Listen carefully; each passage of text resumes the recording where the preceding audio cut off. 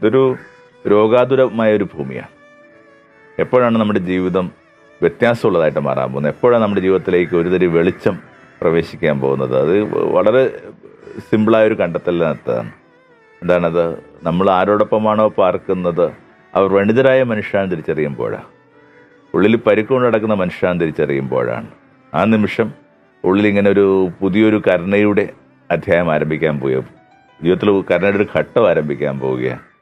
കമ്പാഷനെ കുറിച്ചുള്ള നിർവചനം പോലും അങ്ങനെയാണ്. The day we understand all of us are suffering. നമ്മളെല്ലാം ഒരേപോലെ സഹിക്കുന്നു എന്ന് പിടുത്തം കിട്ടുന്നൊരു ദിവസമാണ് ഈ കരുണ ആരംഭിക്കുന്നത്. അവരുടെ കാര്യങ്ങളെ കുറച്ചുകൂടി ഭംഗിയായിട്ട് കാണാനായിട്ട് പറ്റും. ഒരു മുള്ളംപന്നിയെ എങ്ങനെ ആലിംഗനം ചെയ്യണമെന്ന് അർത്ഥം വരുന്ന ശീർഷകമുള്ള ഒരു പുസ്തകം അടുത്ത ദിനങ്ങളിൽ വായിച്ചിട്ടുണ്ട്. എന്നുവെച്ചാൽ വളരെ ഹാർഡായിട്ടുള്ള മനുഷ്യർ, വളരെ ബുദ്ധിമുട്ടുണ്ടാക്കുന്ന മനുഷ്യർ, ഒരു തരത്തിലും നമ്മളുടെ ഒരു സൗഹൃദത്തിന് നിരക്കുന്ന എന്തെങ്കിലും ഒരു കാര്യം കൺസ്ട്രക്റ്റീവായിട്ട് ചെയ്യാത്ത മനുഷ്യർ, അത്തരം മനുഷ്യരോടൊപ്പമുള്ള പാർപ്പ് എങ്ങനെ സാധ്യമാകാമെന്നുള്ള ഒരു ചർച്ചയാണ് വാസുല ചെറിയ പുസ്തകം.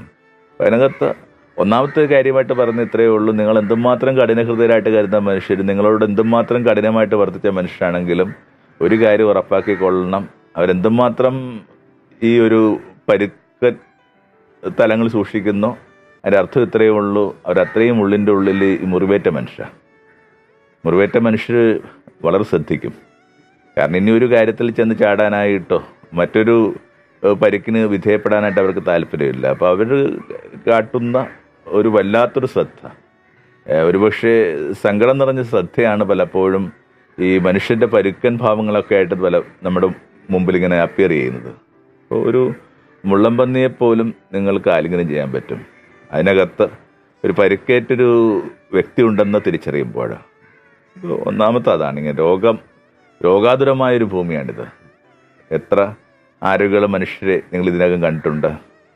ഞങ്ങളുടെയൊക്കെ ചെറിയ പ്രായത്തിൽ അമിതമായിട്ട് മദ്യപിക്കുന്ന മനുഷ്യർക്ക് കൊടുത്തുകൊണ്ടിരുന്ന സമൂഹത്തിൻ്റെ ശിക്ഷ എന്നൊക്കെ പറയുന്നത്, അവരൊക്കെ ഇങ്ങനെ ഞാൻ കണ്ടിട്ടുണ്ട്. അത് വാസ്തവത്തിൽ ഇങ്ങനെ തെങ്ങിലൊക്കെ കെട്ടിയിട്ടിട്ട് ഇങ്ങനെ തലയിൽ ഇങ്ങനെ വെള്ളം ഇങ്ങനെ ഒഴിച്ചുകൊണ്ടിരിക്കുന്നൊരു പരിപാടിയൊക്കെ ഉണ്ട്. കയ്യിലിരിപ്പ് കൊണ്ടാണ് മനുഷ്യൻ മദ്യപിച്ചതെന്നും ഉത്തരവാദിത്വം ഇല്ലായ്മ കൊണ്ടാണ് മനുഷ്യൻ മദ്യപിച്ചതെന്നും ഒക്കെ വിശ്വസിച്ചിരുന്നൊരു കാലമുണ്ടായിരുന്നു. അത്രയും അശാസ്ത്രീയമായ ചില വിചാരങ്ങളുള്ളിൽ പെരുന്നതുകൊണ്ട് ഈ പറഞ്ഞ ഇത്തരം ആസക്തികളൊക്കെ പെട്ടുപോയ മനുഷ്യർക്ക് ജീവിതം കഠിനമായൊരു സ്ട്രഗിളായിട്ട് മാറി. അങ്ങനെ അപമാനിതരായിട്ടും ചിലപ്പോൾ സ്വയഹത്യയിലുമൊക്കെ അവസാനിക്കുന്ന വിധത്തിൽ അവരുടെ ജീവിതത്തിൻ്റെ കഥ ചുരുങ്ങിപ്പോയി. ഇന്ന് നമുക്കറിയാം, തങ്ങളുടെ കയ്യിൽ ഒതുങ്ങാത്ത ഒരു മദ്യപാന ആസക്തി എന്ന് പറയുന്നത് ചികിത്സ ആവശ്യമുള്ളൊരു രോഗമാണ്. അങ്ങനെയാണ് നമുക്ക് ഇത്രയും ഡി അഡിക്ഷൻ സെൻ്ററൊക്കെ വരുന്നത്. അപ്പോൾ ഒരിക്കൽ തങ്ങളുടെ എന്തോ പ്രശ്നം കൊണ്ടാണെന്നും ഒരിക്കൽ തങ്ങളുടെ എന്തോ അഹങ്കാരം കൊണ്ടാണെന്നും ഒക്കെ കരുതിയിരുന്ന കാര്യങ്ങൾ രോഗം കൊണ്ടാണെന്ന് പിടുത്തം കിട്ടിയ ഒരു കാലം തൊട്ട് സമൂഹത്തിനും കൂടെ പാർക്കുന്നവർക്കുമൊക്കെ ഇത്തരം മനുഷ്യരോടുള്ള അനുഭാവവും കരുണയും വർദ്ധിച്ചു. എന്തിനകത്തും അങ്ങനെ ഉണ്ട്. ഒരാൾ ദേഷ്യപ്പെടുമ്പോൾ പോലും വാസ്തവത്തിൽ അത് രോഗാതുരതയുടെയാണല്ലോ. പൊതുവെ പുരുഷൻ്റെ ദേഷ്യങ്ങളെക്കുറിച്ചൊക്കെ പറയുന്നത് അയാളുടെ മറച്ചു വെക്കപ്പെട്ട സങ്കടമാണ്. ഇങ്ങനെ ഇൻവേർട്ടഡ് ഗ്രീഫ് ബിക്കംസ് റേജ് എന്നാണ് പറയുന്നത്. പലതരത്തിലുള്ള അയാളുടെ ദുഃഖങ്ങൾ, അയാളുടെ ഫ്രസ്ട്രേഷൻസൊക്കെ ഇങ്ങനെ ശോഭമായിട്ട് മാറുക. എനിക്കത് പിടുത്തം കിട്ടിയപ്പോൾ എന്തുകൊണ്ടാണ് നമ്മുടെ മാതാപിതാക്കന്മാർ, വിശേഷം അതിനകത്ത് ഈ അച്ഛന്മാരെന്തുകൊണ്ടാണ് ഇത്രയും മക്കളോട് കഠിനഹൃദയരായത് ഉള്ളതിന് ഉത്തരം കിട്ടി. പല രീതിയിലും അവർക്ക് ഈ കുഞ്ഞുങ്ങളുമായിട്ട് ബന്ധപ്പെട്ട ആങ്സൈറ്റീസ് ഉണ്ട്. തങ്ങൾ ആഗ്രഹിക്കുന്ന ഒരിടത്തിൽ ഇവരെത്തിക്കാമെന്നുള്ള ധൈര്യമൊന്നുമില്ല. ഇതിന് തങ്ങൾ ചെയ്തിരുന്നൊരു ജോലിയോ തങ്ങൾ കൊണ്ടു നടക്കുന്ന ഒരു സാമൂഹ്യമായിട്ടുള്ളൊരു പ്രൊഫൈൽ പോലും തങ്ങളുടെ കുട്ടികൾക്ക് കിട്ടുന്ന ഉറപ്പില്ലാത്ത ഇത്തരം മനുഷ്യർ ഈ കഠിനമായ ആകുലതയിൽ നിന്നും കഠിനമായ ദുഃഖത്തിൽ നിന്നുമൊക്കെ ഇങ്ങനെ കുപിതരായ മനുഷ്യരായിട്ട് മാറുക. ഇൻവേർട്ടഡ് ഗ്രീഫ് ഈസ് റേജ് എന്ന് പറയുന്ന സംഭവം. അപ്പോൾ രോഗാതുരമായൊരു ഭൂമിയാണ്. അത്തരം രോഗാതുരായ മനുഷ്യരോട് അനുഭാവം പുലർത്താൻ കഴിയുമ്പോഴേക്കും, അല്ലെങ്കിൽ മനുഷ്യർക്ക് രോഗമുണ്ടെന്ന് പിടുത്തം കിട്ടുന്ന ആ നിമിഷം തൊട്ട് വലിയ വ്യത്യാസം ഉണ്ടാവുകയാണ്. കണ്ടുമുട്ടുന്ന എല്ലാ മനുഷ്യരും, കൂടെ പാർക്കുന്ന എല്ലാ മനുഷ്യരും ഒക്കെ അങ്ങനെയാണ്. മുമ്പൊരിക്കലും പറഞ്ഞൊരു കാര്യം തന്നെയാണ്, വളരെയേറെ ഭംഗിയായിട്ട് കുടുംബത്തെ നോക്കുന്ന ഒരു ചങ്ങാതി എനിക്കുണ്ട്. പക്ഷെ അയാളുടെ ഭാര്യ കുറച്ച് ബുദ്ധിമുട്ട് അയാൾക്ക് ഉണ്ടാക്കിക്കൊണ്ടിരിക്കും. വളരെയേറെ മോണിറ്റേഡായി മനുഷ്യൻ്റെ ജീവിതം, വളരെ ഹാർഡായിട്ടൊക്കെ പലപ്പോഴും സംസാരിക്കുന്നത്.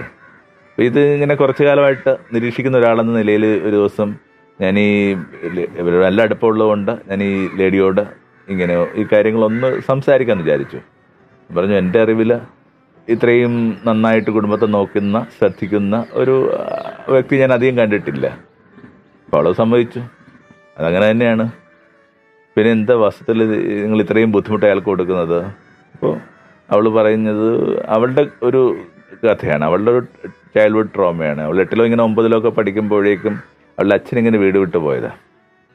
അച്ഛൻ വീട് വിട്ടു പോയ നാൾ തൊട്ട് അമ്മയെ കാണാനെത്തുന്ന അയൽക്കാരും ബന്ധുക്കളുമൊക്കെ ഒരു സുഹൃതജപം കണക്ക് ആ വീടിൻ്റെ അടുക്കളയിൽ ഇരുന്ന് പറഞ്ഞുകൊണ്ടിരുന്ന ഒറ്റ കാര്യം മാത്രമാണ്, ഈ പെണ്ണുങ്ങൾക്ക് പിടിപ്പില്ലെങ്കിൽ ആണുങ്ങൾ ഇങ്ങനെ ഇറങ്ങിപ്പോവും. അപ്പോൾ ഒരു ഹൈസ്കൂളിലെത്തിയ കുട്ടിയുടെ ഉള്ളിലേക്ക് ഈ വാക്ക് വലിയ ഭാരത്തോടുകൂടി വന്ന് വീഴുകയാണ്. പെണ്ണുങ്ങളുടെ പിടിപ്പേട് കൊണ്ടാണ് ഇങ്ങനെ ആണുങ്ങൾ വിട്ടിട്ട് പോകാമെന്ന് പറയുന്നത്. അപ്പോൾ ആ ചെറിയ പ്രായം തൊട്ട് ഒരു ടീനേജർ എന്ന നിലയിൽ ഇവളിങ്ങനെ പിടിപ്പുള്ള സ്ത്രീയാകാനായിട്ട് ശ്രമിക്കുക. ആ പിടിപ്പുള്ള സ്ത്രീയാകാൻ്റെ ഭാഗമായിട്ടാണ് ഇത്രയും നിഷ്ഠയും ഇത്രയും ചട്ടങ്ങളുമൊക്കെ അവളുടെ ജീവിതത്തിൻ്റെ ഭാഗമായിട്ട് മാറുക. ഈ കഥ ഇവൾ എൻ്റെ അടുത്ത് പറയുമ്പോൾ അത് അയാളോടുകൂടി പറയാനായിട്ടുള്ള സ്വാതന്ത്ര്യവും അടുപ്പമൊക്കെ ഉള്ളത് കൊണ്ട് ഞാനിത് ഈ വ്യക്തിയോട് പറയുമ്പോൾ അയാളിങ്ങനെ വാവിട്ട് കരയുക. ഇന്നോളം അങ്ങനെ ഒരു ഹിസ്റ്ററി അവൾ പറഞ്ഞിട്ടില്ല. അപ്പനില്ലെന്നറിയാം, അപ്പനിങ്ങനെ അമ്മയെ വിട്ടിട്ട് പോകാനൊക്കെ അറിയാം, പക്ഷെ അതുണ്ടാക്കിയ ഒരു ഭാരത്തെക്കുറിച്ച് ഞാൻ ചിന്തിച്ചിട്ടില്ല. അതിനിടയിൽ അവൾക്ക് ലഭിച്ചിട്ടുള്ള ഒരു വലിയൊരു ഗൃഹപാഠം നാട്ടുകാരും ബന്ധുക്കളും പറഞ്ഞു കൊടുത്ത ഗൃഹപാഠത്തെക്കുറിച്ച് ഞാൻ കേട്ടിട്ടില്ല.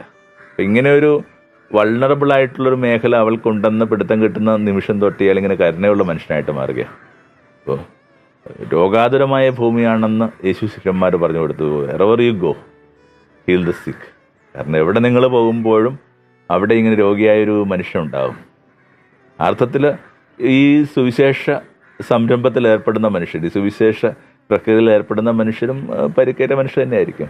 അത് വലിയൊരു ആശ്വാസം നമുക്ക് തരുന്ന ഈ പരിക്കേറ്റ മനുഷ്യർക്കും ബാക്കിയുള്ളവരുടെ സൗഖ്യ ശുശ്രൂഷയിൽ സമന ശുശ്രൂഷയിൽ പങ്കാളിയാകാൻ പറ്റും.